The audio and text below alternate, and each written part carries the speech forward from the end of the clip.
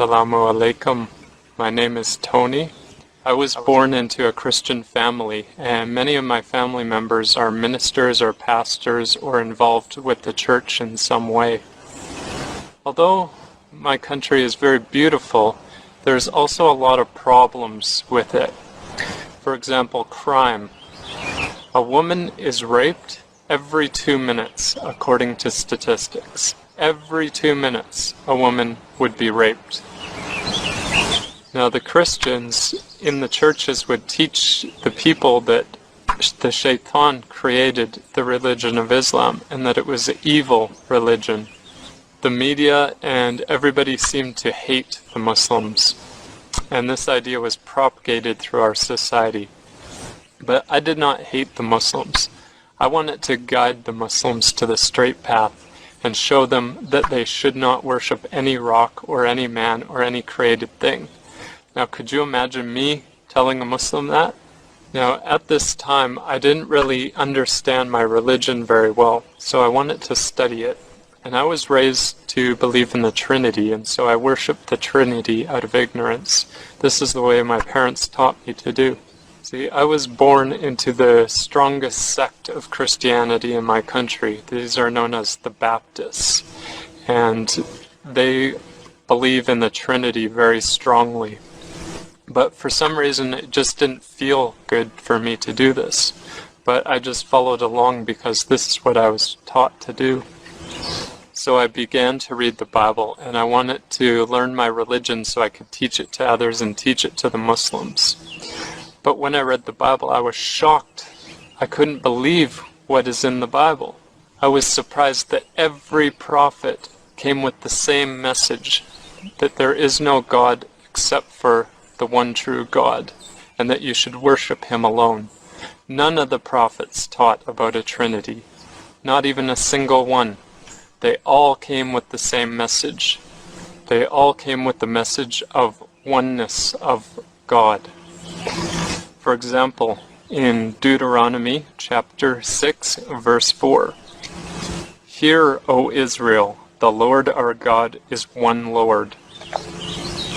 Exodus chapter 34, verse 14, "For you shall worship no other God." Mark chapter 12, verse 29, "And Jesus answered him, the first of all the commandments is, Hear, O Israel, the Lord our God is one Lord."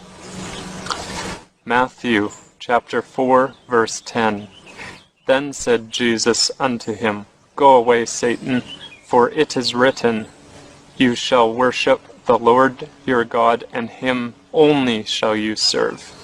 I was also shocked to see the method of prayer of the way the prophets, the way they prayed. When I was young, I was taught to pray like this, with my hands together, looking up to the sky. This is the way I was taught to pray, sitting on a chair, just putting your hands together like this. This is the way I was taught to pray. But when I was reading the Bible, I saw that the prophets, they fell on their face to pray in submission to God. For example, Genesis 17, verse 3, "And Abraham fell on his face." Numbers chapter 16, verse 4, "And when Moses heard it, he fell on his face." 1 Samuel chapter 20, verse 41, "David arose out of a place toward the south, and fell on his face to the ground." 2 Chronicles chapter 20, verse 18, "And Jehoshaphat bowed his head with his face to the ground, and all Judah and the inhabitants of Jerusalem fell before the Lord, worshiping the Lord." Matthew 26, verse 39, "And he went a little further and fell on his face and prayed." Revelations 7, verse 11, "And all the angels stood around about the throne and fell before the throne on their faces and worshipped God." And I also read in the Bible about fasting. Matthew chapter 4, verse 2. And when he had fasted 40 days and 40 nights, he was afterwards hungry. Mark 2, chapter 18. And the disciples of John and of the Pharisees used to fast. Matthew 6, verse 18. Moreover, when you fast, be not as the hypocrites of a sad countenance, for they disfigure their faces, that they may appear unto men to fast. Matthew 6, verse 17. But you, when you fast, anoint your head and wash your face. So as a Christian, we weren't even taught that we should fast.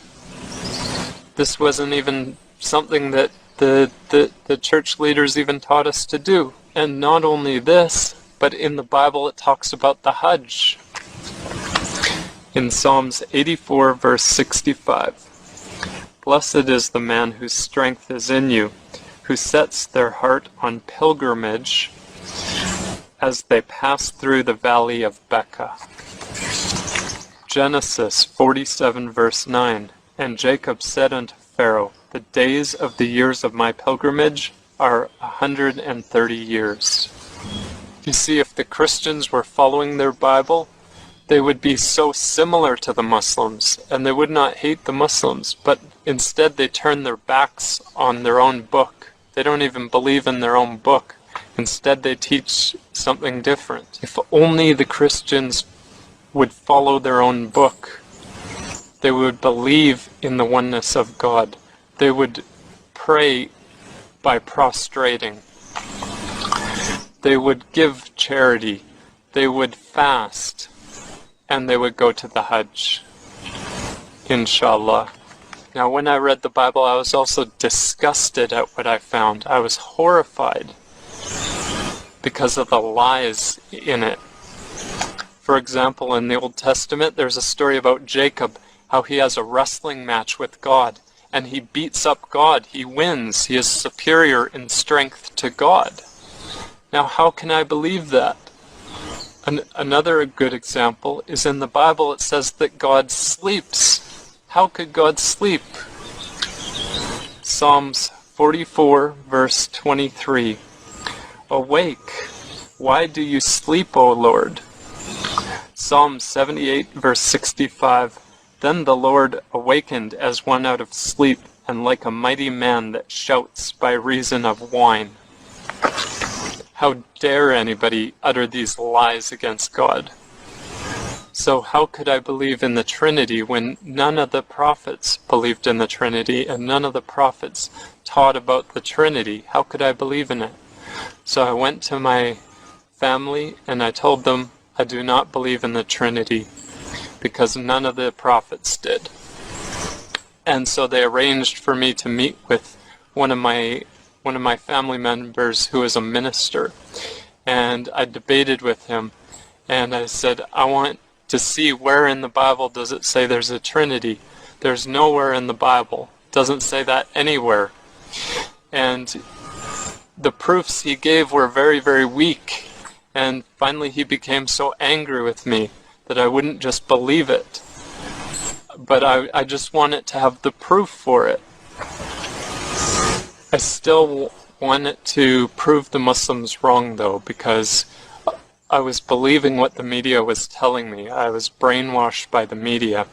The media says that the Muslims worship a black rock. They worship the Prophet. They worship the moon. They do all these kinds of evil things. They oppress the weak. They are cruel to them. They are cruel to old people.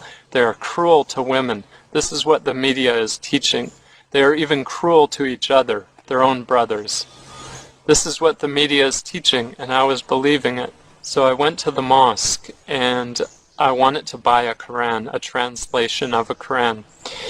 And so I went there, and they gave it to me for free, and I had some questions, so I asked him a few questions, but then I went home, and I started studying very, very hard.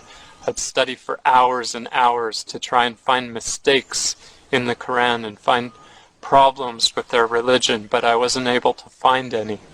Any problems I found were easily explained. And the first thing that I wanted to know about this prophet of Islam, was he rich or was he poor? Because I thought that maybe he was only doing it for money. So I thought, okay, is he rich or was he poor? And I found out that he was wealthy first, and then he became poor after he began to deliver the message. And even after he began to deliver the message, they came and offered him money, but he refused it. So after I read the Quran, I knew that if there was any message from my Lord, that this was the message. And so I went to the Imam and I took the Shahada. Ashhadu an la ilaha illallah wa ashhadu an Muhammadan Rasulullah. And one of the greatest gifts that you have is that you are born into this religion of Islam. So do not turn your backs on it like the Christians have turned their backs on their religion. If only they would follow their book, they would be similar to the Muslims. Assalamu alaikum wa